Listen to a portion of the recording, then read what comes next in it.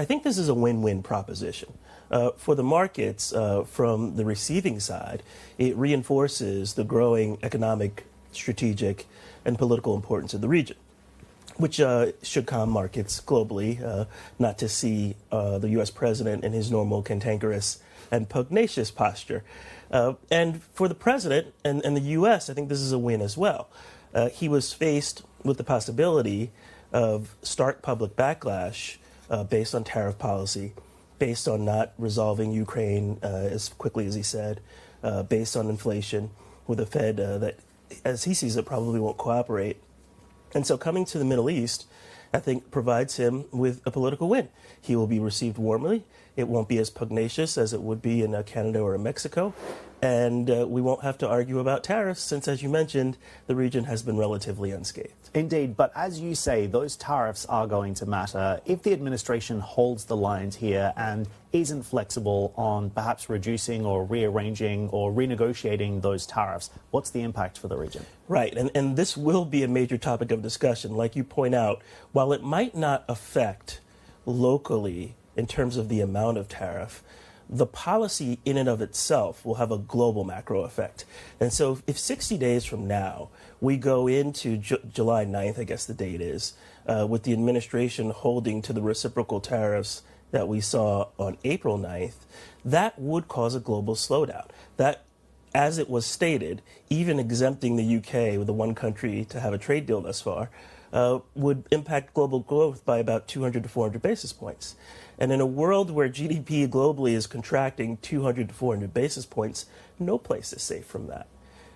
And in terms of the oil price that would imply, markets are already implying something of a slowdown with $60 oil, but that would weigh heavily on oil, particularly since we haven't seen a supply response yet.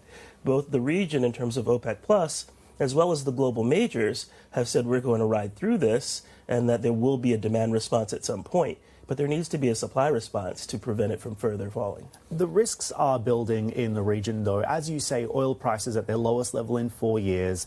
The administration's tariff policy also having an impact, and that's prompting somewhat of a re-rating around the region, particularly for those GCC economies that are more susceptible to a lower oil price environment. So what does that mean from an investment perspective, and how are you actively thinking about deploying capital in this part of the world as a result? Right. And so in other parts of the world, I think that we are seeing much more of a risk-off posture still, except this second wind or this breath of fresh air that we're taking in the U.S. based on more dovish language recently. But the region is more insulated in that they're not major trade partners with the U.S. Less than 1% of U.S. imports is from any country in the region. They've been hit with lower tariffs. So unless we see a cratering of the oil price, given that the countries in the region have the lowest cost of production in the world, I don't see any financial duress in the near term. I think what's more troubling is probably the political aspects. When we look at what's going on with India and Pakistan right now, with Pakistani airspace suspended, the region imports a meaningful amount of its food from both India and Pakistan. And what disruptions will that cause, particularly if no one gets involved in a way that can quell the tensions? And I think that will be a major topic of discussion while the president's here as well. Indeed, given the large population of both Indians and Pakistanis on the ground here in the region, that perhaps raises the stakes in these conversations as well. Greg, to another risk that you point out as well, and it is this issue that we are currently seeing unfold around the naming of it's either the Persian Gulf or the Arabian Gulf. Right. I think Trump is leaning towards the latter. Does that also risk what could potentially be a flare-up on the Iran front as well, particularly as we see these negotiations over a potential Iran nuclear deal taking shape? I think that's exactly right, Dan. And I think that while we can brush off that there are very little macroeconomic consequences in the short term, there certainly might be some in the long term. And if we were not in the heart of negotiations on a new nuclear deal with Iran, if the U.S. was not, I think this would have been a done deal. Right? I think that is the only pause for political thought right now, is that how does it affect those negotiations, knowing that Iran feels very strongly about this. On the other side, the president is here to get some wins. And there are allies who also share a border with whatever you would like to call the Gulf. And they also feel very strongly about the name reflecting the wider region. And so I think this is going to be one that is going to be tricky behind the scenes. And we'll see where he falls out on this. Where do you think he's ultimately going to land? Because, as I said, that could have significant repercussions for Iran, perhaps even provoke some kind of a response. At the same time, when you have the likes of RBC's Halima Croft saying we're coming into the summer of real concern here on the oil price front, she's calling either sanctions relief for Iran or airstrikes. This could literally go either way. Right. Knowing how transactional this administration has been, I would say that they're going to change the name.